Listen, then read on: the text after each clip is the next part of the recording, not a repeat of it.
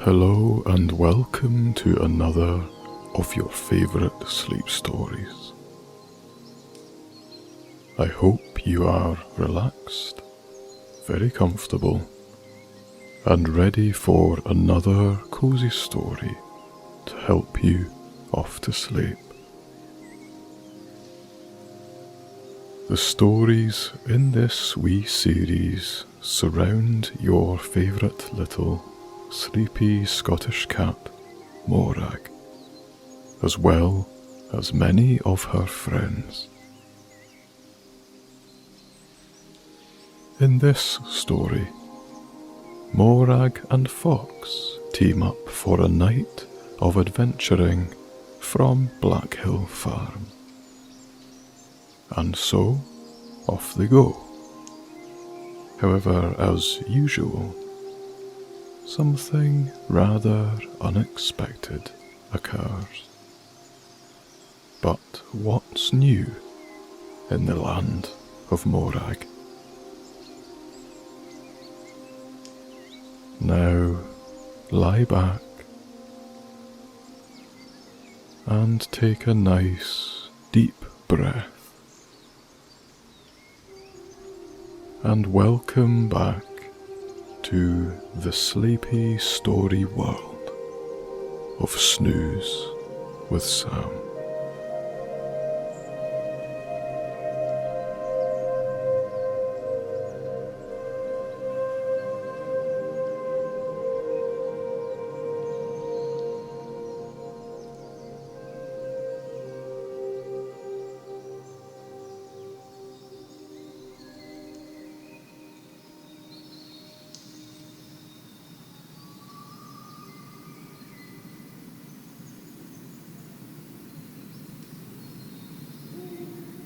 The power of an afternoon catnap could scarcely be measured, especially to a cat themselves, and especially for Morag. Often a very sleepy cat, but sometimes full of potent baked beans. Tonight was a night of the latter. It had gotten dark a few hours ago on Blackhill Farm, and with an energetic skip through the cat flap, Morag zoomed off into the night. It was a crystal clear evening, with a real chill in the air. She thought to herself that if she stayed out all night, she'd risk getting frosty paws by the morning light. Aside from the odd patch of wispy, low-lying fog in the fields below, it could have been that kind of cloudless summer's day in appearance, save for the lack of sunlight, of course.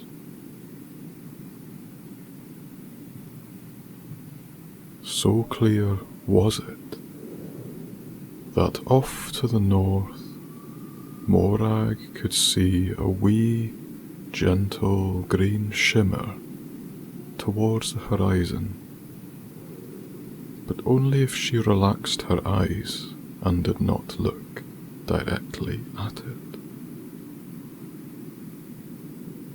Ah, the northern lights. If you thought humans could enjoy the spectacle, then the low-light, sensitive eyes of a cat could simply drink it in. She supposed that tonight they would be all but invisible to her humans, so she spared a little moment of her own to appreciate the soft, wavy colours washing across the sky. This was not the only spectacle, however, for the Milky Way was ablaze in its own right. High above, drawing a near straight line across the sky, the misty murk of the galaxy came out to play, lined and escorted by millions of twinkling stars. Across to the west, a low-slung Venus stirred in the treetops, whilst halfway up on the east, Saturn shone unblinkingly. To untrained eyes, they were just bigger, brighter stars. But Morag knew the night sky. She'd spent enough nights with her eyes turned skywards to easily tell one magical being from another.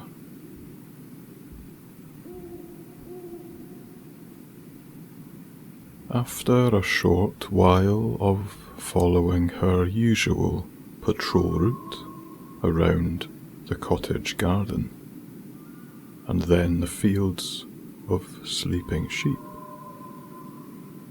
Morag set off along the hedgerow, heading uphill on the left-hand side of the sprout field. She knew that at the top of this field were the entrances to some burrows, and within these burrows was very likely to be her best friend.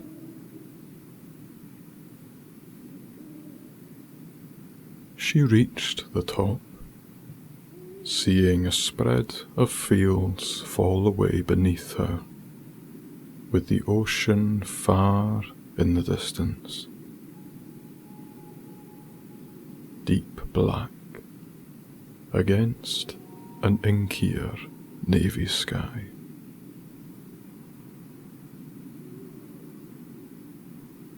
Across the ridge, a small rise jumped out, which was not ploughed or tended to by the farmers. It sat unmown, tufty and grassy, with a big rock on top, which the buzzards used as a lookout during the day, and tawny owls loved to use at night.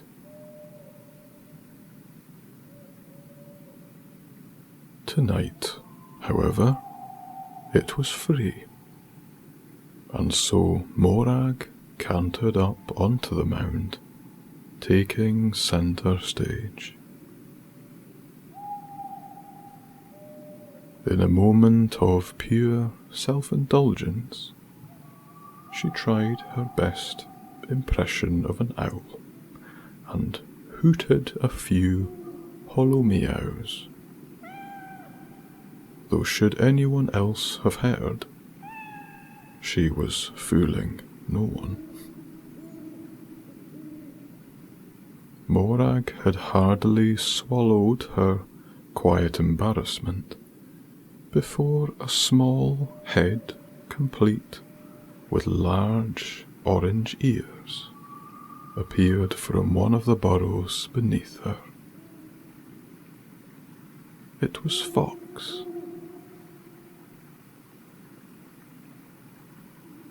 "Who's that? Morag, was that you?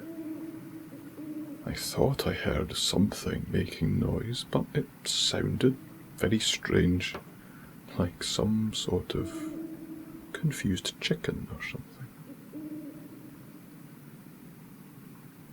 Morag said nothing, not alluding to a thing. After a quick catch-up on the mound, the pair of them deliberated where the night's adventure would take them. There were always a load of places waiting to be explored.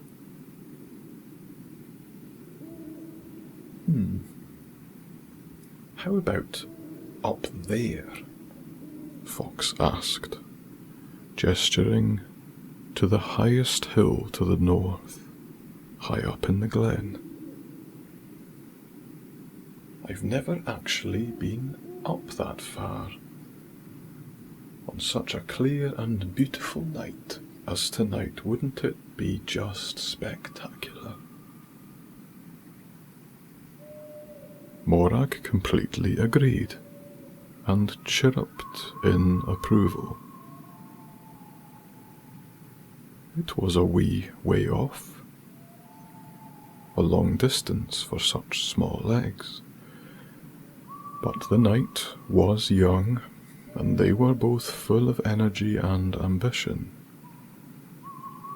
And so off they started, across the field to a gap in the hedgerow, eyes trained on the highest point in the land.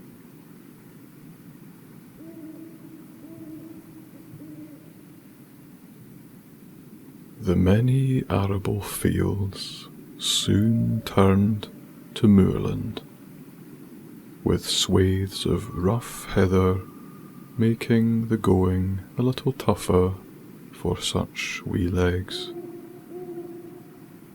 But Morag was a peedy wee trooper, and used her tightly coiled reserves of sprung energy to hop and bounce around all the obstacles that came her way. Fox was better at covering rougher terrain, being more used to creating runs and following those made by other animals. With every minute, the gradient got steeper and steeper, and the pair found themselves panting and pausing to rest quite regularly.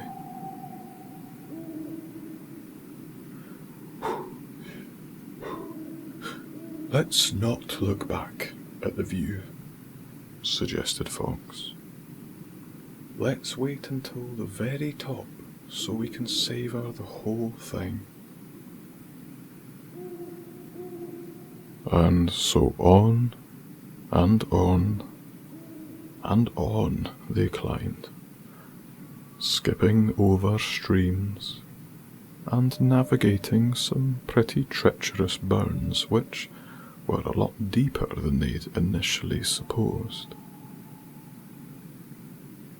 But with teamwork, they both helped the other, and could eventually see the summit in sight, marked with a wee pile of stones, known locally as a cairn. We're nearly there, Morag. So nearly there. Keep going. And with a little storm of 8 galloping paws, Morag and Fox scurried up onto the pile of stones, and were met with a view which blew them away.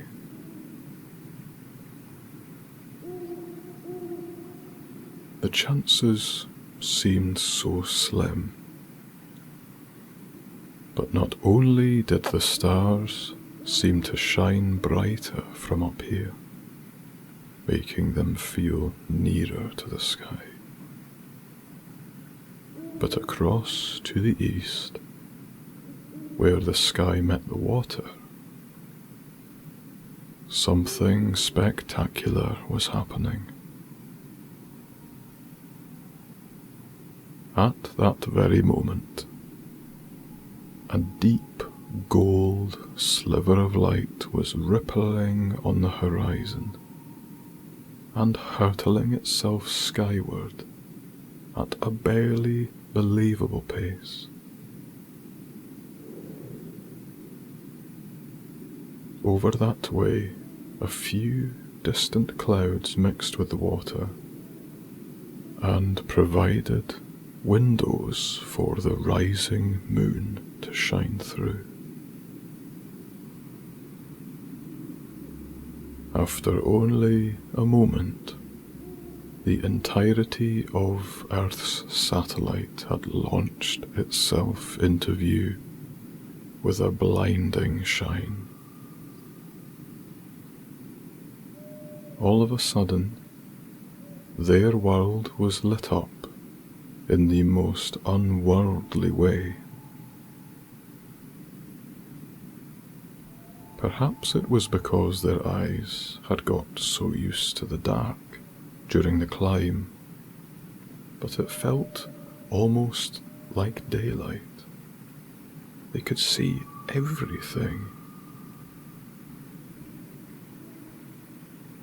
including down in the glen and across on the neighbouring hill, some other four-legged creatures.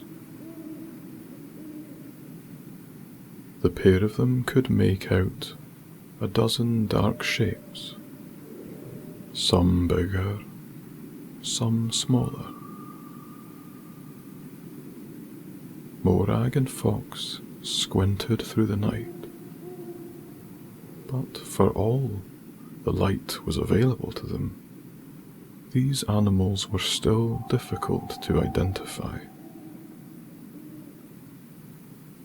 That was until something caught their eyes. On the neighbouring hill, about half a mile away, the lead animal had reached the peak. Just at the moment, the very moment, the moon arced behind.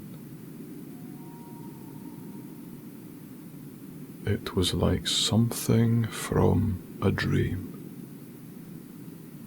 A perfect silhouette against an ivory canvas. With powerful antlers and an alpha bark, the stag announced its presence to the world. Fox and Morag looked on, eyes wide and in awe. It was one of the most marvellous things they'd ever seen.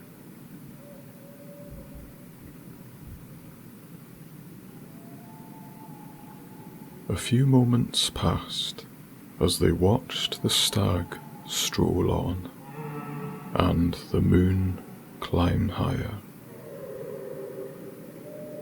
And then they noticed something else. At the foot of both hills, in a wee intermediate glen between them, was a smaller deer. However, it had fallen behind the rest of the herd, and it looked to be moving a little awkwardly. Slightly concerned, Morag and Fox decided to venture down to them and check if everything was okay. The hill was much easier to descend, and Morag felt relief flood through her pores.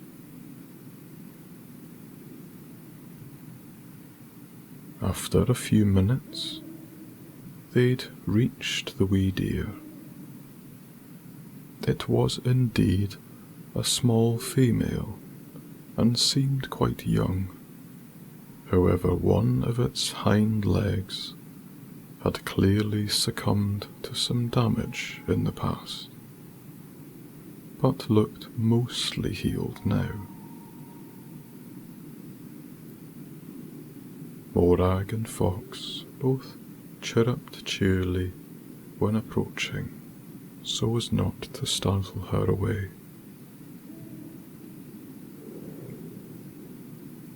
"Hello, my dear. How are you? My name is Fox, and this is my friend Morag.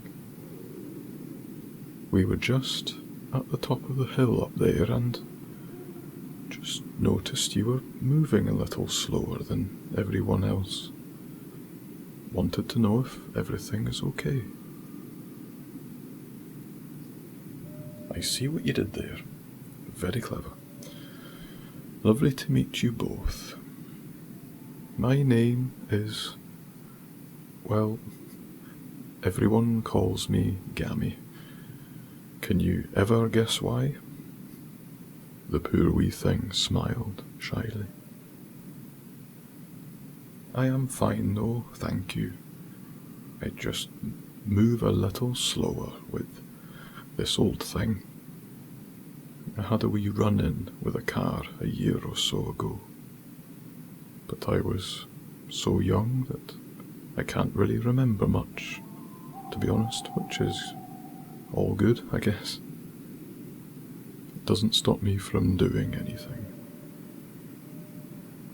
You can climb with me if you want. We could join the rest at the top." Happy to help her, Morag and Fox walked with Gammy the deer back up the hill, following the hoof steps of the rest of her herd. Gazing at the stars above, the three of them exchanged stories and theories of the star signs and what they meant. Fox even told Gammy the time of when she introduced Morag to the pond near Black Hill Farm, and how she'd seen the stars come to life. Gammy found this utterly fascinating and wondered if she'd ever get to see them in the same way. Morag assured her that, as soon as they could, they'd take her down to the water so she could see for herself. And just like that, the three of them had breached the summit of the second hill, where the other deer were munching on some unnibbled grass. Already perfectly full, Gammy just wanted to lay down and carry on looking up at the stars. And so they did, with the deer sheltering the smaller fox and the even smaller cat. They all gazed skywards, letting their imaginations run wild beneath the stars, the full moon, and the shimmering northern lights.